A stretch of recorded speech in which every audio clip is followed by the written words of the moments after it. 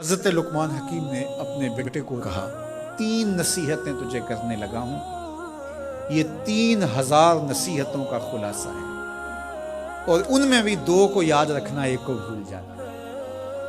تو بیٹا ہمہ تنگوش ہو گیا، تو حضرت لقمان بولے جو نیکی کی ہے اس کو بھول جانا، جو نیکی کی ہے اس کو بھول جانا، اور موت کو اور اپنے رب کو یاد رکھنا۔ یہ میری ساری نصیحتوں کا خلاصہ ہے۔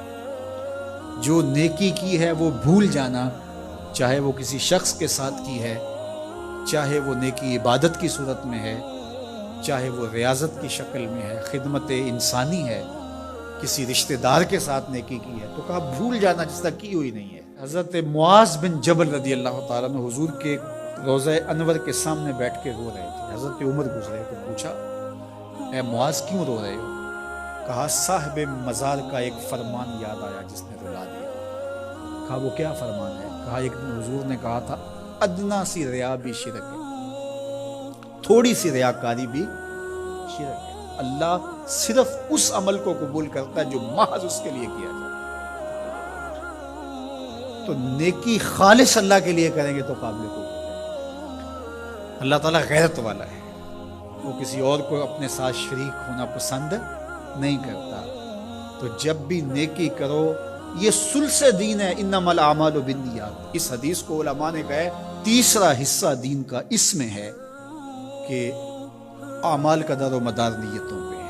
نیت کا خالص ہونا شرط ہے، ورنہ محنت بھی کی، سجدے بھی کیے، خیراتیں بھی کی، سب کچھ کیا، لیکن نامہ اعمال میں 0 کیتی کتری پئی کھو محمد تے سکہ بنیا زردہ۔ تو ریاء سے بچنے کی تلقین کی گئی۔ حضرت لقمان حکیم نے کہا جو نیکی کی ہے اس کو بھلا دینا، اللہ کو اور اپنی آخرت کو کبھی فراموش نہ کرنا۔ جب آخرت مستحضر رہتی ہے، ہر وقت بندہ خیال میں رہتا ہے کہ میں اللہ کے حضور پیش ہونا ہے، ایک میدان لگنا ہے، وہاں ترازو گڑے گا، اعمال تولے جائیں گے، تو خود بخود اپنا محاسبہ کرتا رہتا ہے۔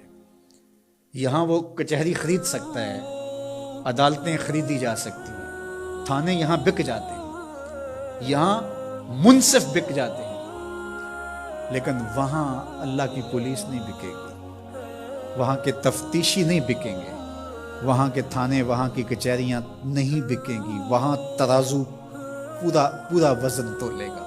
یوم تبلی السرائر فما له من قوت ولا ناصر۔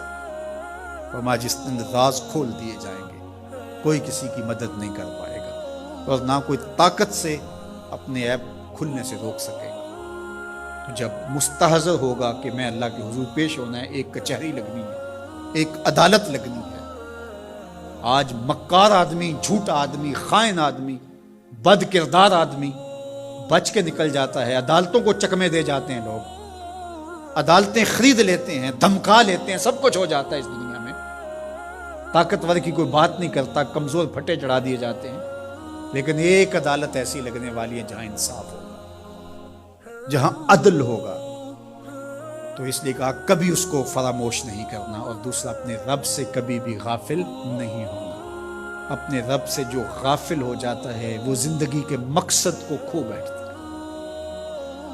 اور اسی کو رومی کہتے ہیں دنیا ہے یہ چیز، دنیا از خدا غافل بدن۔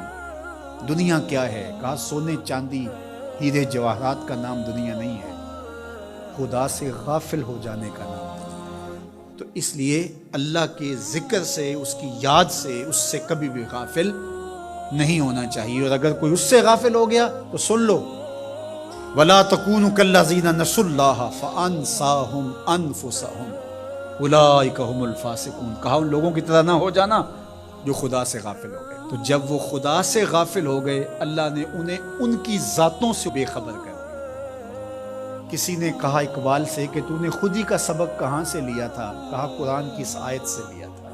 اور یہ بات ذہن میں بٹھا لیں، اپنے لیے بھی اور اپنی اولادوں کی تباہ میں راسخ کریں جیسے بھی ہو سکے، کہ ایک چیز کو بھول جانا ہے، جو نیکی ہو گئی بھول گئے، اور اللہ کو بھی یاد رکھنا ہے اور آخرت کو بھی یاد رکھنا ہے. یہ چیز یاد رہ گئی تو سمجھ جاؤ خیر ہے، اور اگر یہ دو چیزیں بھول گئیں اور جو بھولنے کی چیز ہے وہ یاد رہی تو سمجھو ہم نے اپنا سب کچھ لٹا دیا.